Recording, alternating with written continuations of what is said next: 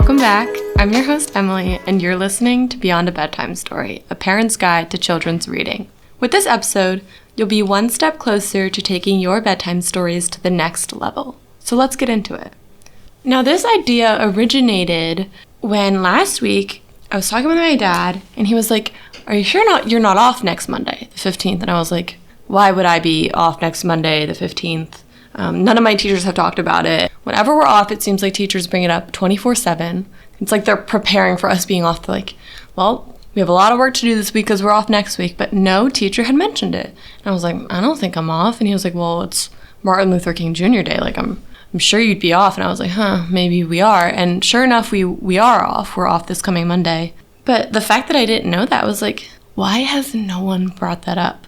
Because I feel, at least when I was in elementary school, there was focus on Martin Luther King, and we would take the time to have a service day of learning and, recognize just the immense history that one day holds, kind of. And I was shocked that in high school there was like zero mention of it, because it's not some pushover holiday. Like, this is like someone's like legacy, and it's such an important message that I don't think should stop just because children aren't in elementary school anymore. But that got me thinking, well, introducing the work of Martin Luther King and his legacy can be daunting for parents. It's hard to comprehend as a child that such hate exists in the world regarding what Martin Luther King had to fight for, and also his assassination, reconciling the racism, the oppression, the hatred. That is so difficult to do when you have a child who is just beginning to comprehend the world and might have a hard time wrapping their heads around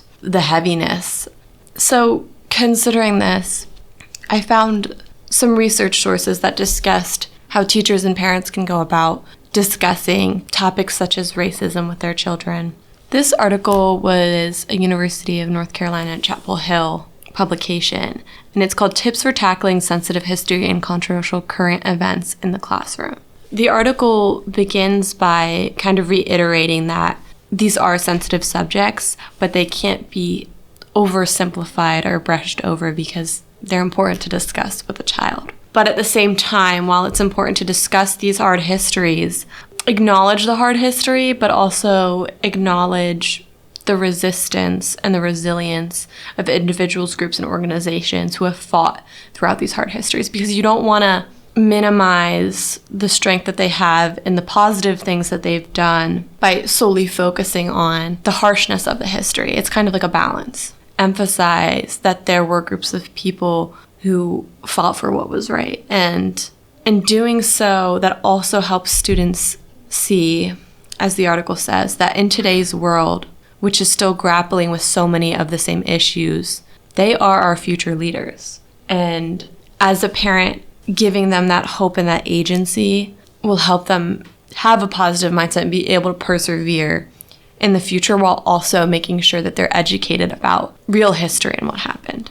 So that's Teaching with Hope. The books that I've selected regarding Martin Luther King and his work emphasize this by describing the resistance by Black Americans, such as with the Alabama bus boycott, and the perseverance of communities despite being targeted, being jailed, being threatened. So those are elements that you're going to see in the books I've selected, and I've selected them for that reason. This article, because it was catered more towards teachers, it also reiterates that they must know what the students can handle. Can they handle the material? Are they represented within the material? But you, as a parent, you know your child. You have a better sense of what they know of the world already and where they may need more guidance. And this, in a sense, makes it almost easier for you to introduce the topics, these hard-hitting topics, before your child enters the classroom. Especially because teachers are advised to create a safe space to discuss these topics, but you as a parent, if you're broaching these issues within your home, your child is inherently safe there with you. And that environment, that extra level of comfort, may make the difficult discussions easier now, and then also the transition to discussing this material in the classroom also more manageable. So you know your child best, essentially. But also, it's hard, but there also has to be a balance that you're willing to challenge your child, because you're going to watch kind of their safety be brought down in a sense. like this kind of rose-colored glasses image that they have of the world that hasn't been burst by reality yet. You may do some of that bursting of their bubble, but you're doing so in a loving way. And you'll be there to validate and support your child if they are frustrated with their feelings. If they are nervous or upset about what they're learning, you're there. And then another resource I had from Scholastic. It's an article called How to Talk to Kids About Martin Luther King Jr. Day. A quote used in the article from Tarana Burke, the former associate director of the National Voting Rights Museum in Selma, Alabama. She says that Dr. King is almost a fictional historical character to many young people. They don't get that they are in many cases one generation away from him and that they are directly affected by some of the gains he and others like him fought to achieve. By maintaining this kind of like fictionalized version of Martin Luther King, she goes on to say that this is a disservice to children. And not just because they're missing out on the significance of a crucial piece of American history, relegating it to dusty history books makes them miss out on how far our country has come, how much further it has to go, and most importantly, how the passion, righteousness, ideals, and actions of even one person can change our entire world for the better. So this idea was also touched upon in the UNC article, but it's again establishing that Dr. King did so many amazing things that he almost seems like this out-of-body, not real figure. Even to someone like me who, I'm 18 years old, I can comprehend the history, I know that he existed. Just the work that he does can sometimes feel like it's mythological, and it's not. And teaching your child that he did all of these things and he was human at the end of the day is not only giving him the credit he deserves, it's also making what he fought for real. The plight that African Americans faced was very real. It's not some far off thing. It was less than 100 years ago. So reconciling with your child that these things did happen. And it is history, but history is also real. And by making those things real, you're also communicating to them that there are activists and they themselves have agency. But once I read these articles, I realized that the books I picked had to be real enough. And that's a hard balance to find because with young children, discussing death, discussing racism, it's difficult because they're topics that adults don't even like to talk about. But I did pick books that may be a little challenging, but with the right prompting and being read with a parent, they're very manageable for children. And it's better than the alternative of reading a book that kind of minimizes what really happened and makes it smaller so that children comprehend it, which is a stepping stone. Your child might have to start at that level of it being reduced to what it really was. But eventually you want to get them to the point where they're really acknowledging the history. They're not reading some like sugar-coated, smaller version of what happened just so they can kind of dissect it. They're going to grow by being challenged with books that make their mindset change, make them view the world differently. And that's a valuable thing. I also, in my show notes, I've linked a helpful resource from PBS Kids for Parents. It's called Talking to Young Children About Race and Racism. There's a lot of resources they have there. They have worksheets, they have videos. So definitely feel free to check that out. I think it's extremely helpful. But with that said, I'm ready to get into our next segment where I'll begin my book reviews.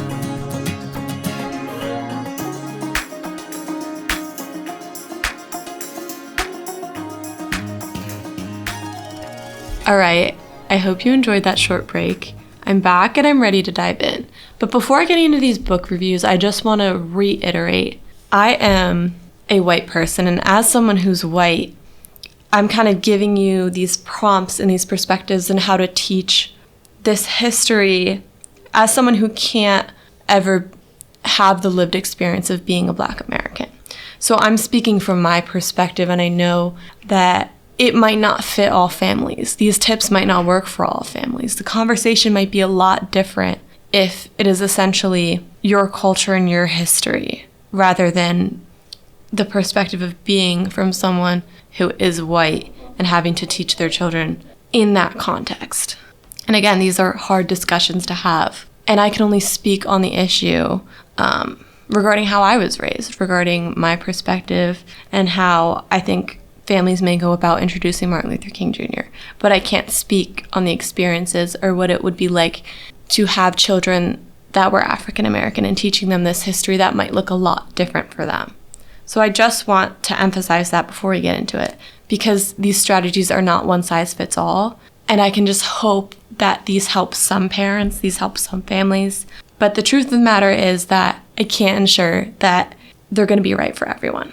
But with that said, let's get into it. The first book I have is Martin's Big Words, The Life of Dr. Martin Luther King Jr. by Doreen Rappaport. And again, like I usually do, I'm going to reference specific page numbers, so if you have the book, feel free to follow along. In this model, it's all conceptual prompts, because essentially the whole idea of these books is having your children reconcile what's going on and what did Martin Luther King do, what did civil rights look like. All of these are going to be conceptual questions because this whole lesson is about understanding. So beginning, what are some things that Martin says? How is he described in the book? So I picked up some words that I thought were relevant, and a good idea may be keeping track of these words on a piece of paper for your child, because I have a follow-up prompt in the next segment that I'll get into with these words, but writing them on a piece of paper so they can see these words and associate Martin Luther King Jr.'s work with these words. This includes love instead of hate on page 7, together in peace on page 9, dreams and hope on page 21, cared on page 24, like saying Martin Luther King was caring, and helped on page 25, talking about his helpfulness. And then just other parts of the book that you may want to stop and talk with your child, such as pages 11 to 14. What happened to Rosa Parks? How did other people respond? And talking about people standing up, being activists, boycotting buses, and why they needed to do that. They needed to do that to ensure that people could sit where they wanted to sit on the bus. And then with that activism, what danger did people who marched face? And I picked a quote from page 17. They were jailed and beaten and murdered. These are themes, these are words, jailed, beaten, and murdered, that are going to be visceral for your child to hear. That's going to elicit a reaction from them. And I say this book can be abrupt at times, such as with words like that will confront your child, and therefore you need to be there to support them and explain what's going on. But this is admirable because it's not oversimplifying the history, even though it's speaking to children. These things happened. And then again, this book also emphasizes the resilience of activists. Why did they keep on marching? Why was the marching used instead of fighting? This appears on page 15, but they kept on marching for equal rights. Love is key on page 17.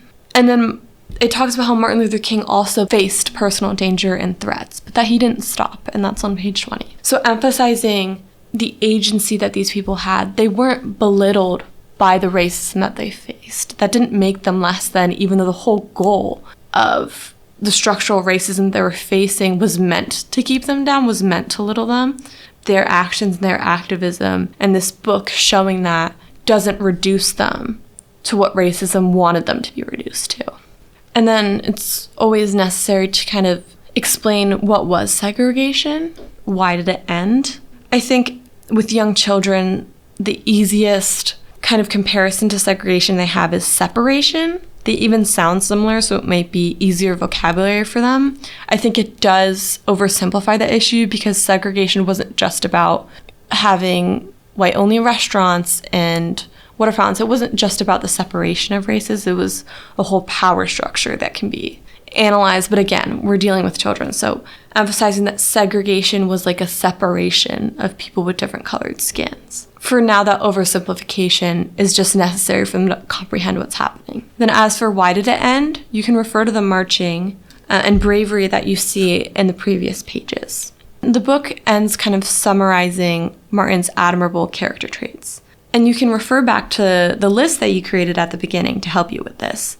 You want to remind your child of all that Martin did when you introduce his death, because the book again is very abrupt. It says he was shot, he died. That's right before the last page. You can establish that his death was unfair, it wasn't right, but reiterate his impact. And that's what the last page does, saying his big words are alive for us today.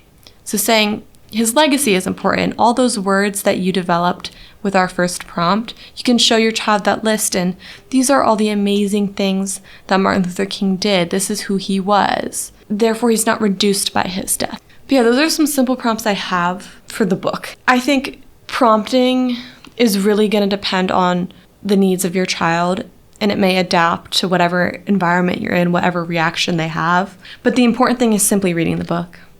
It's simply reading the book and taking the time to have these discussions with your children.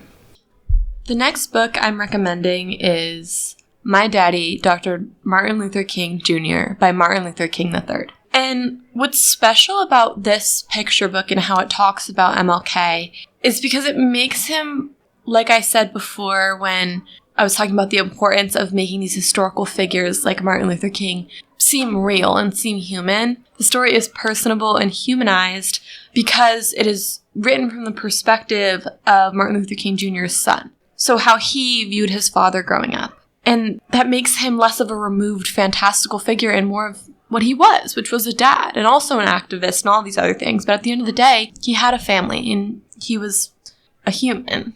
Additionally, because it's from the perspective of a child growing up and having to reconcile racism, especially because as Martin Luther King Jr.'s son, Martin Luther King III also had to learn what racism was and how it impacted him and his family and the treatment that they received and the threats that his father received. We'll get more into this when I start the book, but it can help children understand and wrap their minds around the unfair treatment going on because the protagonist is also on that same journey in the story, just trying to understand these concepts. So young readers can find kind of a commonality with the protagonist as they are both questioning and learning about unfair treatment. So to start, my first prompt is, why was Martin Luther King III afraid for his father? On pages 9 and 13, he knows that he could be arrested.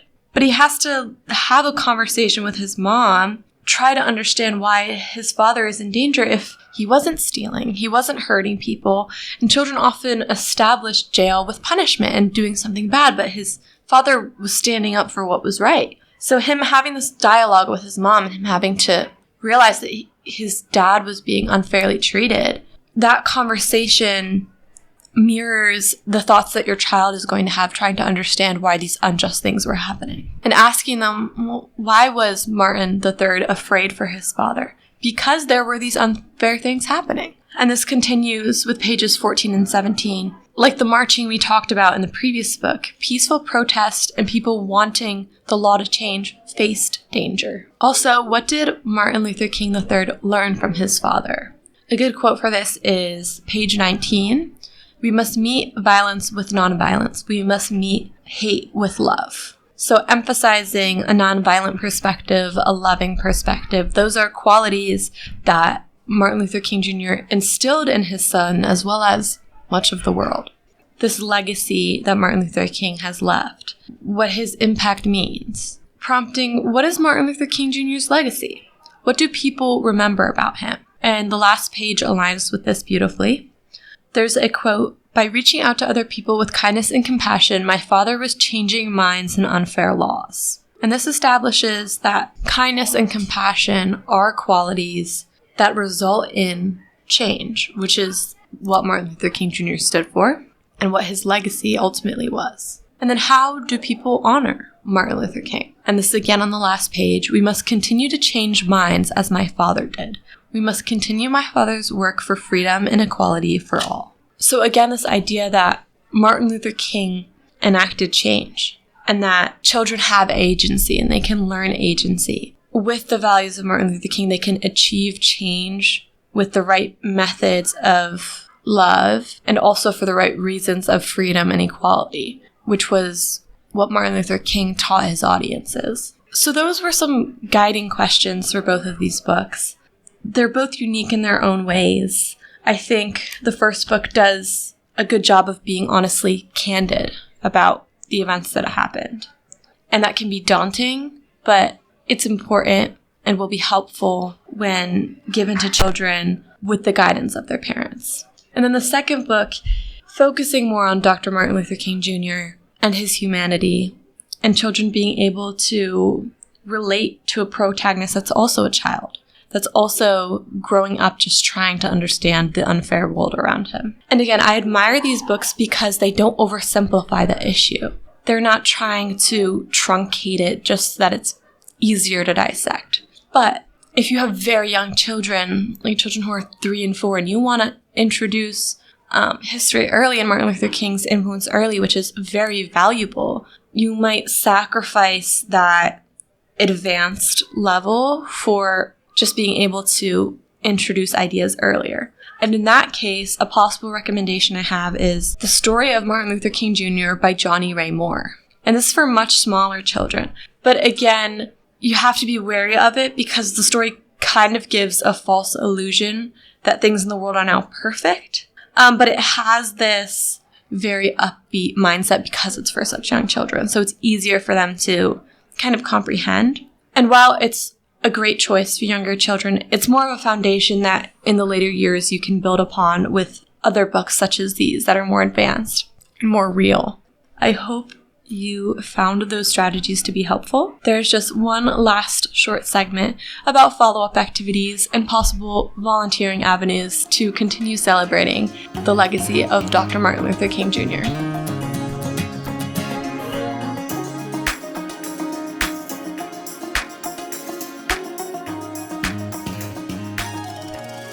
Hi again. Thank you for joining me for this last segment. I'm going to get right into the follow-up prompt that I have. So that list that we created when reading book 1 of the characteristics of Martin Luther King Jr., I would suggest keeping that list after developing it while reading. And then after reading the books, going back to that list again and having your child choose a word from the list to illustrate. And again, the words were love from page 7, together and peace from page 9, dreams and hope from page 21, cared or caring from page 24, and then helped or helpful from page 25. So you can give them the list of words. They get to pick what word they want to illustrate, and they can make a picture just describing that word. What does love mean? What does love look like? What does peace look like? What do dreams look like? And you can remind them these are qualities of Dr. Martin Luther King Jr. These are good qualities to have. And what does that mean to you? Ask your child, what does that mean to you? What does love mean to you? What does being together mean to you? Again, it's a fun way to get them drawing. They're going to enjoy it. But it's also having them ponder these themes that Martin Luther King represented. And of course, a big aspect of Martin Luther King Jr. Day is usually acts of service. So any volunteering is valuable. And by introducing volunteering to your child now, they're going to develop a habit for it. But me being biased and always, of course, loving books, this is a book podcast after all, I would suggest a book drive.